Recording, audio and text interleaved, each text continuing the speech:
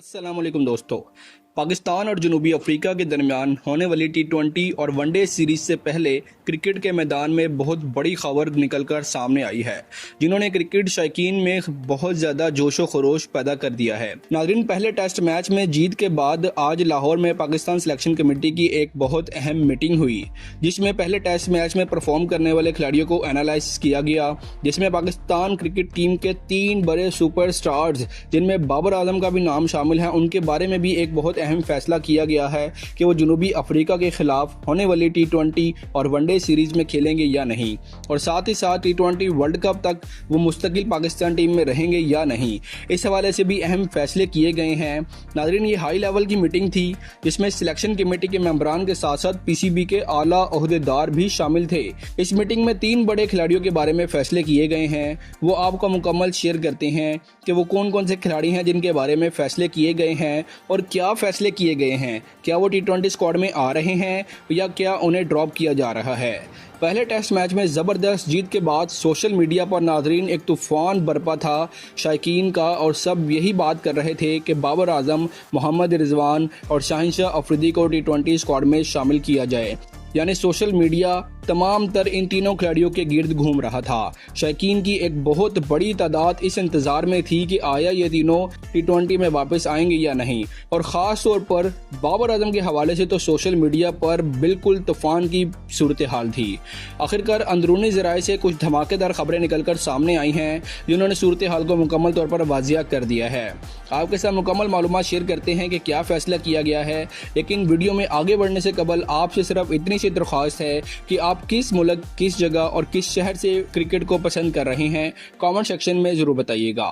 नाज़रीन, सबसे पहले जनूबी अफ्रीका के खिलाफ सीरीज़ के मुकम्मल शेड्यूल पर नज़र डालते हैं। स्क्वाड का ऐलान, पाकिस्तान का जो टी20 का स्क्वाड का ऐलान होने वाला है वो होगा 21 अक्टूबर को, क्योंकि उससे पहले एक रोज़ कबल यानी 20 अक्टूबर को पाकिस्तान और जनूबी अफ्रीका के दरमियान दूसरा टेस्ट मैच शुरू होगा, और टी20 सीरीज़ का पहला मैच 28 अक्टूबर को रावलपिंडी क्रिकेट स्टेडियम में खेला जाएगा। यानी अगले चंद दिन पाकिस्तान क्रिकेट टीम के लिए निहायत अहम होंगे, जिसमें पाकिस्तान क्रिकेट टीम को अहम फैसले करने हैं। ना सिर्फ साउथ अफ्रीका के खिलाफ टी20 और वनडे स्क्वाड को फाइनल करना है, बल्कि टी20 स्क्वाड को इस अंदाज में फाइनल करना है कि आगे टी20 वर्ल्ड कप को भी मद्देनजर रखा जाए और अभी से एक कम्बिनेशन बनाने की मुकम्मल तैयारी की जाए।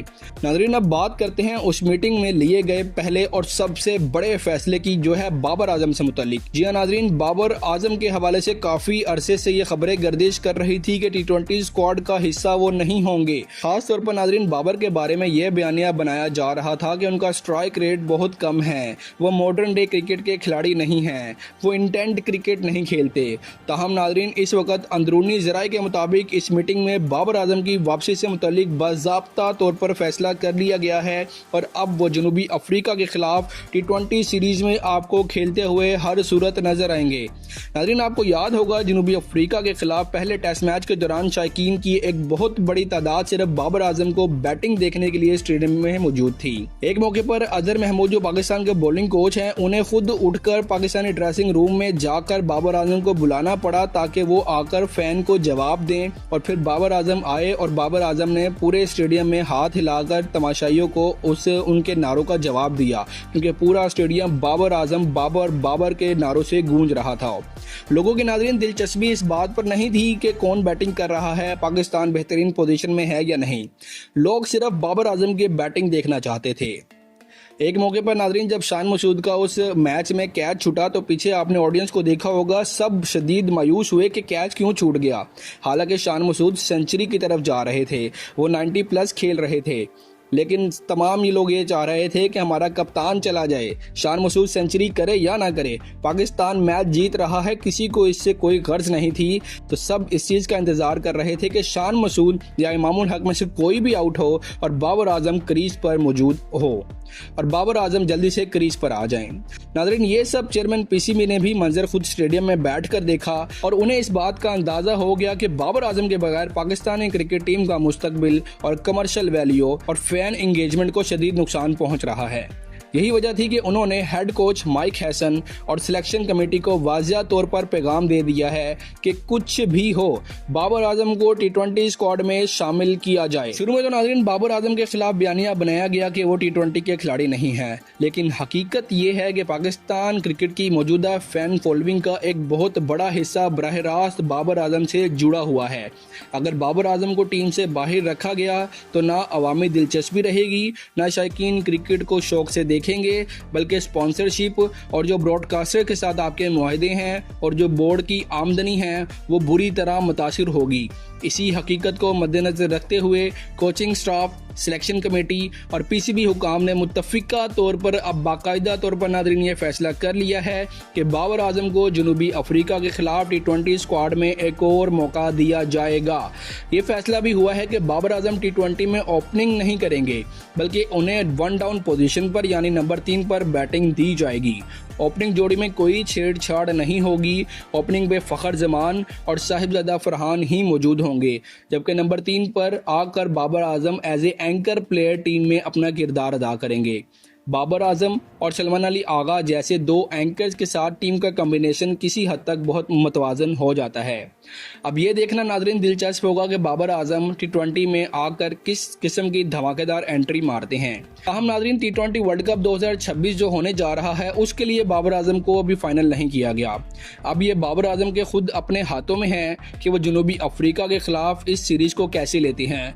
अगर उन्होंने यहाँ पर तबाहकुन अपनी कारकर्दगी दिखाई और अगर वो अच्छा खेल पेश करते हैं तो यकीनन वो T20 स्क्वाड का हिस्सा होंगे, वरना मुमकिन है उन्हें फिर T20 से ड्रॉप कर दिया जाए। अब नाज़रीन आते हैं दूसरे बड़े फैसले की तरफ जो मोहम्मद रिजवान से मुतल्लिक हुआ। मोहम्मद रिजवान के हवाले से भी सोशल मीडिया पर काफ़ी चहमगोइयाँ चल रही थी कि अगर बाबर आजम की T20 स्क्वाड में वापसी होगी तो लाजमी तौर पर मोहम्मद रिजवान की भी T20 स्क्वाड में वापसी होगी, मगर नाज़रीन ऐसा नहीं है। अंदरूनी ज़राए के मुताबिक सिलेक्शन कमेटी ने रिजवान के बारे में कोई भी संजीदा फैसला नहीं किया। फैसला ये किया गया है कि मोहम्मद रिजवान को जनूबी अफ्रीका के खिलाफ T20 स्क्वाड में शामिल नहीं किया जाएगा। इस फैसले की नाज़रीन दो बड़ी वजूहात हैं। पहली वजह यह है कि रिजवान बुनियादी तौर पर टॉप ऑर्डर के बल्लेबाज हैं और टीम के टॉप ऑर्डर में तीनों पोजीशंस यानी वन डाउन और दोनों ओपनर पहले ही फाइनल हो चुकी हैं। ओपनर साहिबजादा फरहान और फ़खर जमान और नंबर 3 पर बाबर आजम, इसलिए टॉप ऑर्डर बैट्समैन के तौर पर तो उनकी जगह नहीं बन रही। दूसरी वजह यह है कि मोहम्मद रिजवान मिडिल ऑर्डर में आकर ज़्यादा अहम किरदार अदा नहीं कर पाते, जबकि वो पोजीशंस मोहम्मद हारिस और दीगर हार्ड हिटर बल्लेबाजों के लिए मखसूस है। अगर बाबर, रिजवान और सलमान अली आगा ये तीनों ही एंकर प्लेयर हैं और ये तीनों अगर एक साथ खेलेंगे तो पाकिस्तान की बैटिंग बुरी तरह मुतासिर होगी, जिससे टीम का बैलेंस बुरी तरह ख़राब हो जाएगा। यही वजह है कि मोहम्मद रिजवान को स्क्वाड में वापसी के इम्कानात ना होने के बराबर हैं। अलबत्ता वनडे फॉर्मेट में रिजवान को बरकरार रखा गया है और वो बतौर कप्तान पाकिस्तानी टीम की क़यादत करेंगे। इस फॉर्मेट में वो बेहतरीन साबित हुए हैं और सिलेक्टर्स का उनके ऊपर इत्मीनान भी है, लेकिन T20 स्क्वाड में फ़िलहाल वो अभी नज़रअंदाज कर दिए गए हैं। नाज़रीन जो तीसरा फैसला हुआ है वो है शाहिनशाह अफरीदी के मुतालिक। उनकी टीम में जगह पर कोई ख़तरा नहीं है, वो वर्ल्ड कप में यकीनी तौर पर पाकिस्तान के लिए खेलेंगे क्योंकि इस वक्त वो बड़ी अच्छी फॉर्म में हैं। उनकी रफ्तार भी दोबारा अपनी अरूज पर आ चुकी है और साउथ अफ्रीका के खिलाफ उन्होंने बड़े ही ज़बरदस्त रिदम में बॉलिंग की है। अलबत्ता अगर जनूबी अफ्रीका के खिलाफ T20 सीरीज़ में उन्हें आराम देने का फैसला यकीनन सामने आ रहा है ताकि उनको वर्कलोड को कम किया जा सके, क्योंकि उन्होंने पहला टेस्ट मैच खेला है अफ्रीका के खिलाफ और दूसरे टेस्ट मैच में भी वो लाजमी खेलेंगे। तो टेस्ट मैच खेलने के बाद एक लॉन्ग फॉर्मेट है, 5 डेज़ क्रिकेट है, तो वो उनका वर्कलोड उनको मैनेज करना है। और साथ ही साथ पाकिस्तान क्रिकेट बोर्ड का एक प्लान ये भी है कि शाहिनशाह अफरीदी को आराम देकर नए बॉलर्स को आजमाया जाए, नए कम्बिनेशन ट्राई किए जाएं। शाहीन के साथ हारिस रऊफ को भी आराम दिया जाएगा। इस फैसले का मकसद ये है कि नौजवान बॉलर्स को मौका दिया जाए ताकि मुस्तकबिल के लिए एक मजबूत बॉलिंग कम्बिनेशन तैयार हो सके। नाज़रीन अब आते हैं एक और अहम नाम की तरफ जो है मोहम्मद नईम का। मोहम्मद नईम वही जो लाहौर कलंदर्स की जानिब से ओपनिंग करते रहे हैं और हालिया PSL में अपनी शानदार कारकर्दगी से उन्होंने सबको हैरान कर दिया था। उनकी पावर हिटिंग्स, टाइमिंग और टेक्निक ने सिलेक्टर्स को ये बात सोचने पर मजबूर कर दी है और अंदरूनी ज़राए के मुताबिक मोहम्मद नईम को जनूबी अफ्रीका के खिलाफ स्क्वाड में शामिल किए जाने के रोशन इम्कानात मौजूद हैं। सवाल यह है कि अगर वो स्क्वाड में आते हैं तो वो किसकी जगह पर आएंगे। इस वक्त नाजरीन 2 ऐसे खिलाड़ी हैं जो पाकिस्तान क्रिकेट बोर्ड के हिट लिस्ट पर हैं, जिसे मोहम्मद नईम रिप्लेस करने वाले हैं। इस वक्त सबसे पहला नाम तो नाजरीन हुसैन तलत का सामने आ रहा है और दूसरा नाम है साइम अयूब का। इन दोनों में से किसी एक को बाहर बिठाया जाएगा। हुसैन तलत को ड्रॉप होने के ज़्यादा इम्कानात हैं क्योंकि उनकी हालिया फॉर्म और कम्बिनेशन के लिहाज से मोहम्मद नईम बेहतरीन फिट बैठते हैं। और इसकी एक और वजह यह भी है कि भारत के खिलाफ एशिया कप के फाइनल मैच में जब बैटिंग के लिए आए हुसैन तलत तो उन्होंने बैटिंग में कुछ नहीं किरदार अदा किया और जब फील्डिंग कर रहे थे तो एक बड़ा ही आसान कैच उन्होंने ड्रॉप किया, बल्कि आसान कैच के साथ साथ उन्होंने यूं कहे कि एशिया कप का फाइनल ही ड्रॉप किया तो गलत नहीं होगा। ये वजूहात है कि हुसैन तलत को स्क्वाड से बाहर किया जा रहा है। मजमूई तौर पर नाजरीन देखा जाए तो बाबर आजम की वापसी पाकिस्तान क्रिकेट टीम के लिए एक नया तवाज़न लेकर आएगी।